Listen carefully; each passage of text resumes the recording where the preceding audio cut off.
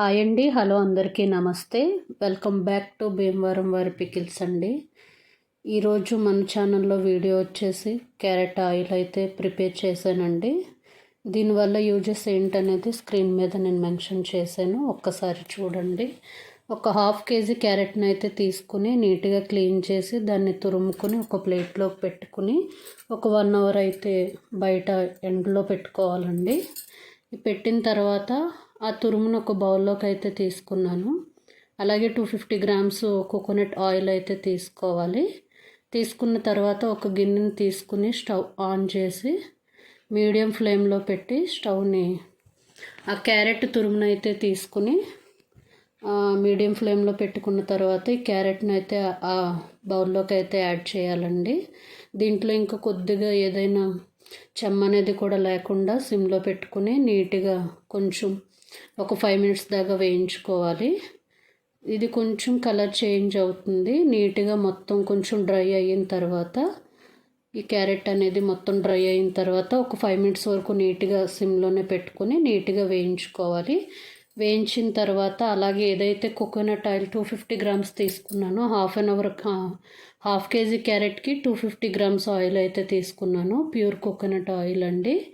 దీన్ని అది కొంచెం వేగిన తర్వాత ఈ ఆయిల్ని అయితే అందులో యాడ్ చేసుకుని అలాగే సిమ్లో పెట్టుకుని ఒక 30 minutes అయితే పడుతుంది.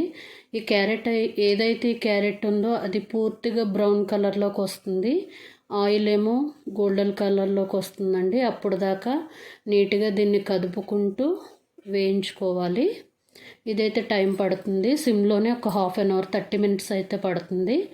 చూడండి, ఇది మొత్తం ఆయిల్ మరిగే వరకు కూడా బబుల్స్ వస్తూ ఉంటాయి. ఎప్పుడైతే మీకు ఆయిల్ ప్రిపేర్ అయ్యి రెడీ అవుతుందో ఈ బబుల్స్ అనేవి మొత్తం కూడా కింద వరకు వచ్చేసి నీట్గా ఆయిల్ మంచి కలర్లోకి అయితే వస్తుంది. మంచి స్మెల్ వస్తుందండి.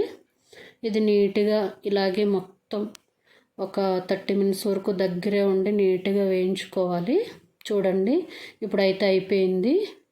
చూడండి, కలర్ చూడండి చేంజ్ అయ్యింది. నీట్గా మంచిగా గోల్డ్ కలర్లోకి అయితే వస్తుంది ఆయిల్. అదిగొని చూడండి, అయిన తర్వాత ఒక 1/2 hour అయితే పడుతుంది. ఇప్పుడు ఈ గోల్డ్ కలర్లోకి వచ్చిన ఆయిల్ని అయితే సపరేట్ చేసుకుందాం అండి. ఈ కలర్ గోల్డ్ కలర్లోకి అయితే వచ్చేసింది. ఆయిల్ అయితే రెడీ అయ్యింది.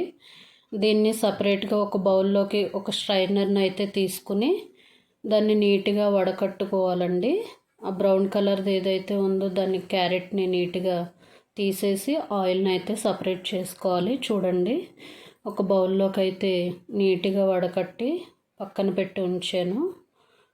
ఇది కొద్దిగా పోసుకుని కిందకి ఏమీ అవ్వకుండా నొక్కిపెట్టి దాన్ని ఆ క్యారెట్ ఏదైతే ఉందో బ్రౌన్ కలర్లోకి ఆయిల్లోకి లేకుండా నీట్గా స్ట్రైనర్తో వడకట్టుకుంటే మంచి కలర్ అనేది వచ్చింది. చూడండి, గోల్డెన్ కలర్లోకి.